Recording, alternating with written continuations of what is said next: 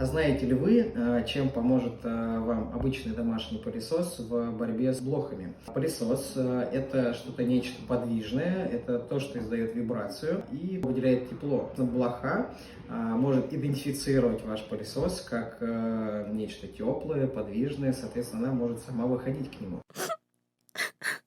Применяя регулярные обработки пылесосом территории, все мягкие предметы должны быть обработаны, ковры, полы, щели, мягкая мебель и прочее. Вы также собираете самих и взрослых особей блох, и их личинок, что самое важное. Единственное, для этих целей правильно использовать одноразовые пакеты для пылесосов, которые вы потом можете выбросить.